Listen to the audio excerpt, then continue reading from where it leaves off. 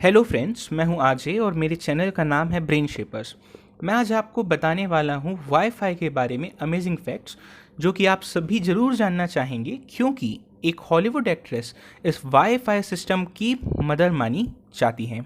तो दोस्तों, चलिए जानते हैं जो मॉडर्न सिस्टम आज हम यूज़ करते हैं उसके लिए बेसिक सिस्टम जिन्होंने रेडी किया था वो थी एक हॉलीवुड एक्ट्रेस जिनका नाम है हेडी लेमर, जिन्हें हेडी काइसलर के नाम से भी जाना जाता है। इनका जन्म 1914 में वियना में हुआ। इन्होंने हॉलीवुड की बहुत सारी फिल्म्स जैसे boom town, comrade x, come live with me, जीक फील्ड गर्ल में काम किया। फिल्म्स में ये 1930 से लेकर 1958 तक सक्रिय रहीं। इनके गजब की अभिनय प्रतिभा थी और ये बहुत ही खूबसूरत एक्ट्रेस थी। फेमस फिल्म मेकिंग स्टूडियो, जिसे हम MGM स्टूडियो के नाम से जानते हैं, इनकी बहुत सारी फिल्म्स में इन्होंने एज अ एक्ट्रेस काम किया।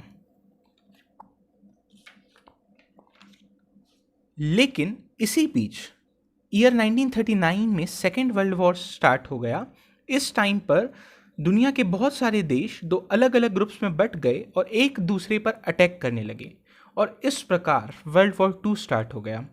इस टाइम पर ही इस हॉलीवुड एक्ट्रेस ने अपने एक साथी के साथ मिलकर, जिनका नाम था जॉर्ज एंथिल, उनके साथ मिलकर रिसर्च की और रेडियो गाइडेंस सिस्टम डेवलप किया जो कि फ्रीक्वेंसी हॉपिंग स्प्रेड टेक्नोलॉजी पर बेस्ड था। तो ये जो सिस्टम जिसको इन्होंने डेवलप किया, ये टॉर्पीडो नाम की सबमरीन पर अटैक करने वाले वेपन को जैम होने से बचाता था और इस टॉर्पीडो को सबमरीन तक पहुंचकर अटैक करने में हेल्प करता था। स्टार्टिंग में जब हेडी लेमर ने टॉर्पीडो को इतने इफेक्टिव तरीके से सबमरीन पर अटैक करने का जो ये सिस्टम बनाया था, तो इसे यूएस नेवी ने अपने अटैक सिस्टम में यूज़ ही नहीं किया और ये सिस्टम ऐसे ही नेग्लेक्टेड रहा और लोग हेडी लेमर की इस इम्पॉर्टेंट डिस्कवरी को भूल से गए, जबकि यह डिस्कवरी फ्यूचर में होने वाली बहुत सी डिस्कवरी का बेस बनने वाली थी। हेडी लेमर भी अपनी फिल्म्स वाली एक्टिविटीज़ में सक्रिय हो गई और इस इम्पॉर्टेंट डिस्कवरी पर 1957 तक किसी ने ध्यान ही नहीं दिया।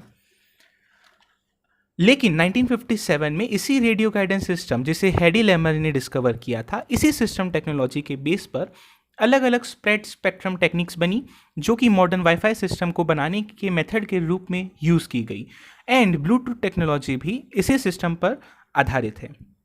इस तरह बहुत साल के लंबे इंतज़ार के बाद इन हॉलीवुड एक्ट्रेस हेडी लेमर के इस वर्क को, इस डिस्कवरी को रिकॉग्निशन मिला और इस डिस्कवरी के लिए इनका नाम यूएस के नेशनल हॉल ऑफ फेम में शामिल किया गया। इस तरह आर्ट और साइंस दोनों ही फील्ड्स में हेडी लेमर ने अपना महान योगदान दिया। ईयर 2000 में इनकी 86 ईयर्स की उम्र में डेथ हो गई।